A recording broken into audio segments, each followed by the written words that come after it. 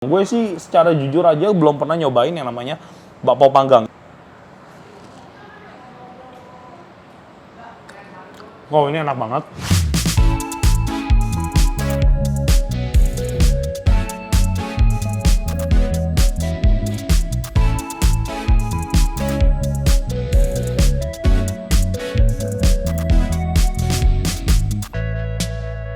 Halo semuanya sahabat Koko Kuliner, jumpa lagi sama gua William. Hari ini kita ada di konten dimsum series lagi. Dan teman-teman bisa lihat jelas sekali di belakang gue, hari ini kita ada di Dimsum 48. Dimsum sekaligus Chinese food restoran yang berada di dalam Pacific Place Mall. Untuk alamat lengkapnya sudah gua tulis nih di kolom deskripsi. Yang pastinya gampang banget dicari, ini ada di lantai 1 Pacific Place Mall. Jadi Dimsum 48 adalah restoran dimsum yang juga menjual makanan-makanan Chinese food yang dimana dipastikan 100% halal dan seluruh dimsumnya adalah homemade. Teman-teman sudah penasaran? Gue akan langsung masuk ke dalam, gue bakal mesen menu-menu favoritnya dan pastinya gue akan review buat teman-teman semuanya. Buat kalian yang udah nggak sabar, kita akan mulai video hari ini.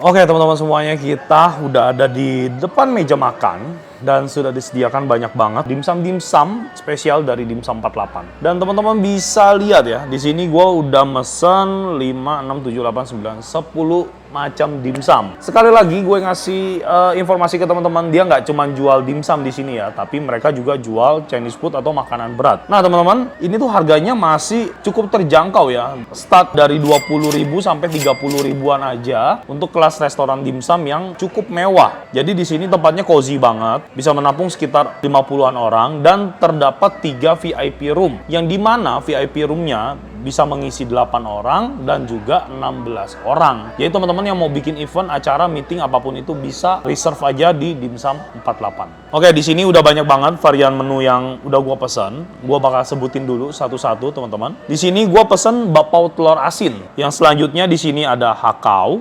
Selanjutnya di sini ada congfen isi cakwe. Yang selanjutnya ada bakpao panggang ya. Ini cukup menarik nih ya, bakpao panggang. Gue sih secara jujur aja belum pernah nyobain yang namanya bakpao panggang. Selanjutnya di sini ada kuotie ya, ada kuotienya. Selanjutnya di sini juga ada lumpia, terus ada lomakai. Di sini ada xiaolongbao ya. Terus selanjutnya di sini jelas yang namanya kita nge-review dimsum, wajib banget ada siomainya.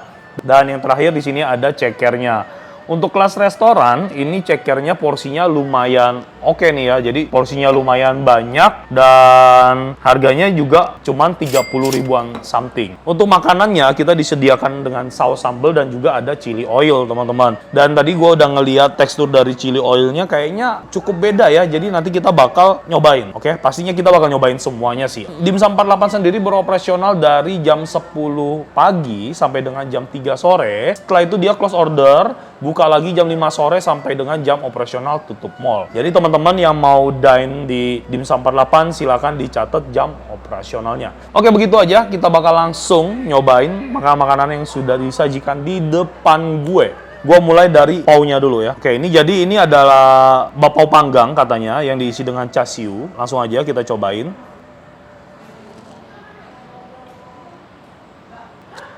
Enak. Bagian atas dari bakpaonya ini dia crispy loh. Terus berisikan dengan ayam char siu.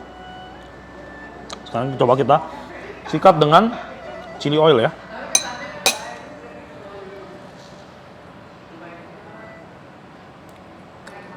Oh, ini enak banget. Tekstur dari bakpaonya ini atasnya garing, crispy, kriuk-kriuk. Di dalamnya tuh lembut ala roti gitu. Terus isian dari paunya ini dia kayak olahan ayam gitu, yang dimana sausnya dikentelin sampai bener-bener kental banget ya. Rasa dan teksturnya bener-bener seimbang banget. Basic dari char siu-nya dia lebih ke manis ya. Jadi si daging ayamnya ini diolah dengan tes yang lebih ke arah manis. rasanya asik nih untuk bakpao panggangnya ya, teman-teman wajib coba. Sekarang kita mulai dari ya, kotinya dulu. Kotinya dia kayaknya di steam dulu baru dipensir ya, karena kelihatan kulitnya ini yang di bagian bawah dia kayak ada burning gitu ya. Jadi kemungkinan dia habis di steam dia dilakukan lagi proses pensir. Kita coba originalnya dulu.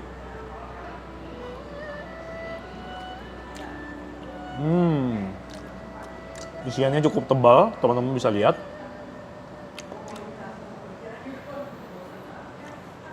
Dan untuk hamnya ini kayaknya dikasih jahe ya, karena ada aftertaste jahe yang cukup strong. Dan untuk sausnya kita disajikan dengan soy sauce yang dikasih irisan jahe. Sikat.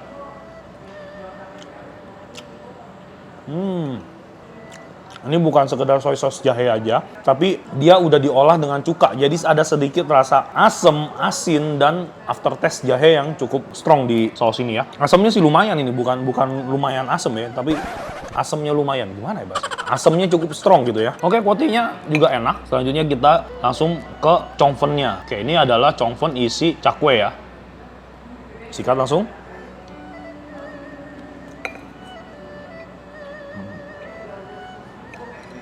Untuk chongfennya disajikan dengan soy sauce dan juga bumbu kacang. Nah, ini chongfennya teman-teman. Untuk kulitnya menurut gua kayaknya dia nggak di seasoning atau mungkin under seasoning ya, karena kalau untuk si kulitnya aja ini nggak ada rasa asin sedikit pun. Benar-benar tawar sih. Cuman disiram dengan minyak wijen kayaknya si chongfennya. Jadi harus banget dimakan dengan sausnya ya. Ini gue pakein soyunya dulu atau kecap asinnya.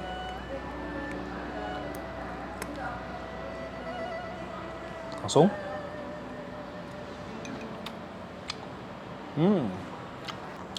Soyu-soyu di sini itu semua dia dibikin ada sedikit rasa asam ya. Menurut gua sih mungkin untuk menghindari rasa enek ya, karena kebanyakan makan ya. Dengan sambal kacangnya.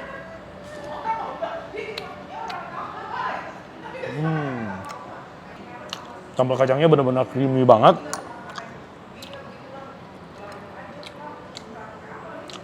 Rasanya ini mantep ya, enak ya sambal kacangnya ya. Rasanya ini kayak selai kacang yang harganya cukup mahal itu, yang brandnya mungkin cukup terkenal teman-teman tahu. Itu dibikin saus kayak gini ya. Ini rasanya hampir mirip dengan selai kacang itu ya. Dan sekarang kita berlanjut ke lomakai. Nah, lomakainya ini cukup otentik karena dia dibungkus dengan daun teratai. Dan untuk porsinya ini cukup oke ya. Ini cukup gede loh ya. Nah, kita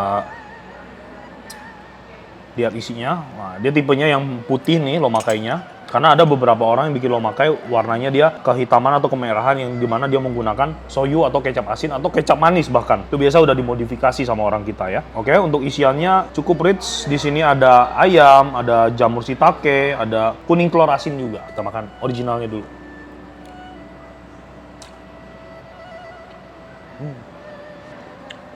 Kita sikat pakai chili oil.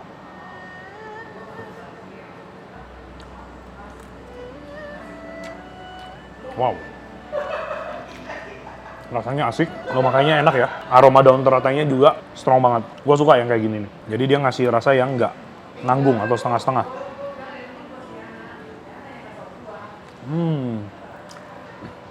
Oh, pakai kecap asin sedikit. Ya.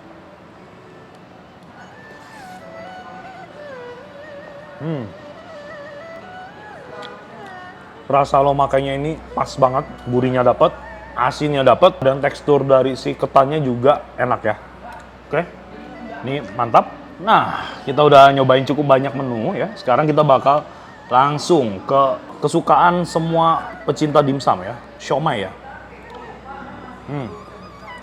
Nah, ini somainya, tadi gue bilang premium, karena aromanya ini udang banget, dan di atasnya ini dikasih telur ikan ya. Jadi bukan telur ikan, telur ikanan. Cakep banget. Langsung kita sikat.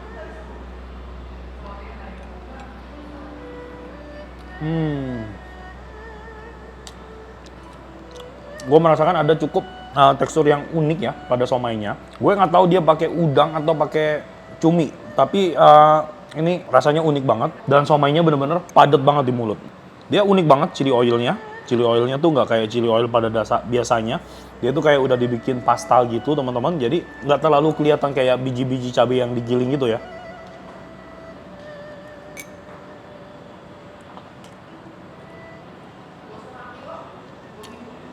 Untuk somainya ini juga enak, bener-bener premium. Dia pakai telur ikan dan pastinya dia punya tes yang unik banget teman-teman. Wajib coba. Sekarang kita ke hakau. Nah, teman-teman bisa lihat hakaunya. Ini bener-bener gendut banget, bener-bener padat banget si hakaunya. Kulitnya ini tipis banget sampai bener-bener transparan dan kita bisa ngelihat si isi udangnya dari luar. Ini bener-bener padat banget. Langsung kita sikat ya.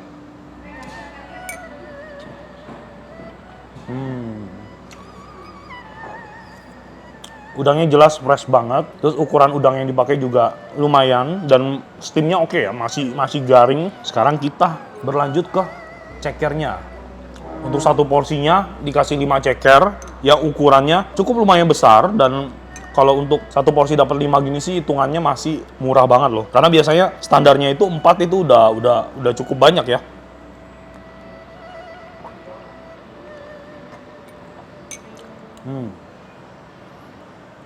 Untuk rasanya ini asik banget, asin gurih yang menonjol di sini. Menurut lidah gua hampir nggak ada rasa manis. Dan tekstur dari cekernya ini pas menurut gua, nggak kelembekan, juga nggak yang kasar banget sampai kita susah buat nariknya ya. Jadi ini menurut gua teksturnya masih oke banget nih. Jadi di mulut tuh masih bermain-main ya. Ini cakep nih. Oke, yang selanjutnya kita ke menu gorengan lagi, yaitu ini ada lumpia goreng, lumpia kulit tahu ya. Nah di sini dia menggunakan kulit tahu yang premium ya. Kelihatannya dari mana? Karena dia tidak meresap banyak minyak. Jadi kulit tahu yang mahal itu dia nggak ngerasa banyak minyak teman-teman. Kalau kulit tahu yang biasa kita temuin di pasar itu kalau kita goreng dia bakal ngeresap banyak minyak. Dan di sini teman-teman bisa lihat udangnya juga benar-benar banyak banget, nggak pelit nih. Sikat langsung.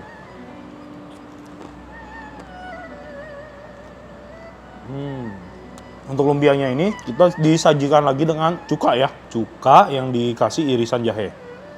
Sikat. Gue lebih suka tanpa cukanya, lebih berasa dan nggak ngerusak rasa si udangnya ya. Ini cukanya cukup strong, jadi kalau si lumpianya ini kita makan dengan cukanya, menurut gue akan merusak rasa si udangnya nih. Jadi udangnya kalah dengan rasa asam. Oke, dan sekarang kita ke menu dimsum terakhir kita ya, sebelum kita makan dessertnya yaitu paut telur asin, yaitu xiaolong pao. Xiaolong pao di 7 episode ke belakang kita belum pernah ketemu, dan akhirnya kita ketemu juga dengan xiaolong pao. Ini adalah satu keindahan dan juga seni dalam dunia kuliner, yang dimana xiaolong pao ini dalamnya adalah sup teman-teman ya. Di sini halal, jadi kemungkinan ini isinya adalah sup ayam. Proses pembuatannya tidak mudah untuk membuat xiaolong pao ini. Buat yang masih awam, mungkin buat yang expert pun sebenarnya nggak mudah-mudah banget juga ya, karena dia menggunakan teknik khusus untuk membuat supnya menjadi gelatin dan akhirnya sampai menjadi xiaolong pao ini prosesnya cukup panjang. Langsung kita sikat xiaolong pao-nya.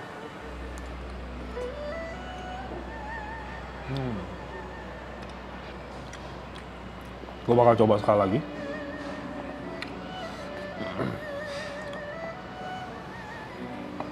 Ya, dalam pengambilan xiaolong pao ini harus hati-hati, jangan sampai si kulitnya sobek, karena nanti dia akan pecah dan sopnya keluar semua ya.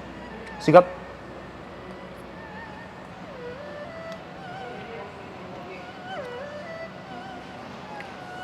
Di xiaolong pao-nya ini, kaldunya ada sedikit rasa asam ya. Kalau menurut gua sih masih agak sedikit kurang cocok ya. Mungkin kalau nggak ada rasa asamnya ini bakal jadi lebih enak lagi. Jadi base supnya itu jangan menggunakan rasa asam. Nah, ini udah mantep banget. Tapi standar sih, masing-masing restoran dia punya keunikan masing-masing. Dan sekarang kita terakhir berlanjut ke dessertnya, yaitu paut telur asin ya.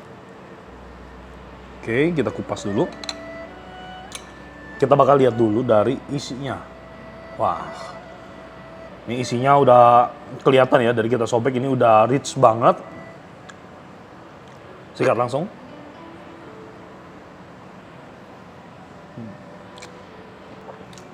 Untuk isi paut telur asinnya ini benar-benar nggak pelit, banyak banget. Dan seperti biasa ya, keanehan gua makan paut telur asin harus dengan chili oil. Sikat.